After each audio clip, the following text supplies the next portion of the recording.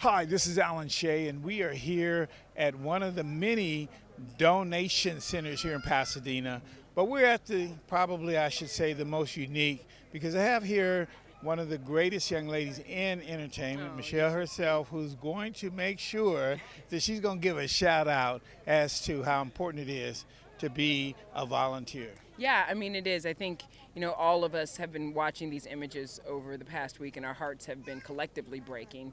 And I know that everyone wants to help in any way, shape, or form, and so I feel the same way. So the first opportunity I got to come and get into the community and do some work, I took it.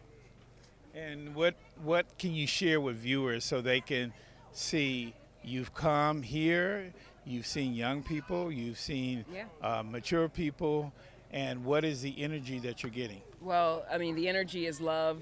The energy is resilience. The energy is one day at a time. The energy is we will rise again.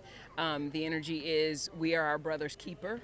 And so that's what I've seen throughout here, actually throughout the city in a lot of ways. I mean, there have been lots of pop-up donation spots. There have been, shop owners feeding people just because they want, folks to eat, first responders, people who've been displaced, anybody who needs a meal. Hearts are big. Hearts are big, and we're showing that right now because it is going to be a long rebuilding process. It is going to be day by day, week by week, month by month for a lot of people. So I think the spirit of this city and the spirit of this community is showing right now, and it's shining. So have you been able to see any of the areas here, and especially the Altadena neighborhood? You've seen it? Yeah, I have. And like I said, it's heartbreaking. I was resident of Pasadena for 15 years. I love this place. There's something special about this area, and especially Altadena. I mean, when you look at the history of this place, and in the 60s when so many of our people could not be homeowners and could not be landowners and were being redlined, this was not that place, and we were able to purchase homes and we were able to thrive. And when you think about the statistics that I've seen, about 70% of African Americans in this area are homeowners, and now to see so many of them decimated, our people are really going to need us collectively in the rebuilding process. And so for me, that's what's been especially heartbreaking about this. You never want to see anyone lose anything, but you always want to stand in the gap for your people when you can. So what would you share with everyone about a way to come together? Because this is going to be a long process. Oh, yes. In fact, I would probably would be willing to step out and say this will probably be one of the longest shift of a hazard or catastrophe or crisis, whatever you want to call this, because it has so many elements, and it's coming at a pivotal time, not only in our economy but in our political shift.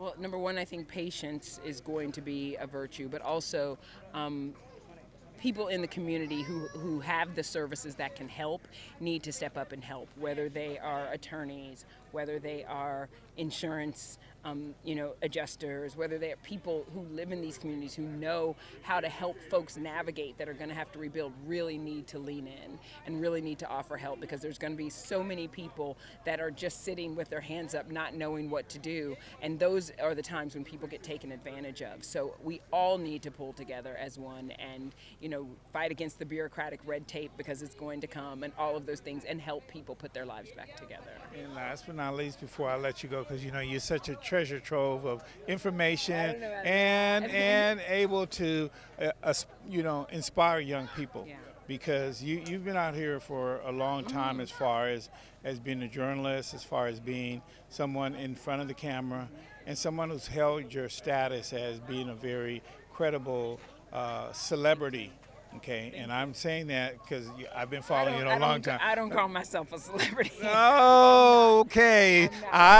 She won't, but I will. So why don't you share with young people really what does this moment mean for them, and how they can really learn from it to prepare their future? Because I'm sure in your history somebody or someone did that for you to get you on the direction of who you are. Folks are living today. history. We are living history right now. I mean, day by day, every day, this will go down in history probably as the most expensive and most destructive, fires in especially California history, but it could be in history general.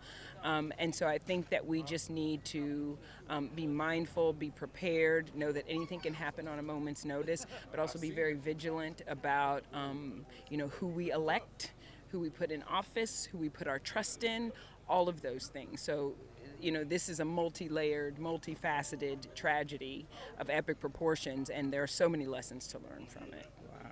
Yeah. Last but not least, before I let her go, share with everybody your IG so they can see how authentic you are and real. Well, I'm at Nichelle Turner on everything. Yeah. Well, that's what I want to make sure. She's on everything. So if you want to find out about this incredible, and I keep saying celebrity because back in the day, she's what made me actually get into media coverage. Goodness. And I was just sharing Didn't expect with you to say her. that. Well, you were, and I told you earlier appreciate that was one of the reasons why I wanted to make sure I covered your story. Sure. And when you were here, and that was what? Yeah. That was about 8 years ago? Gosh, 10?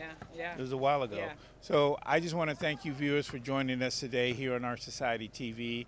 And we will continue to stay focused and keep you informed about all the options, opportunities, and funding sources to help you get back on your feet after this crisis. So I want to thank you.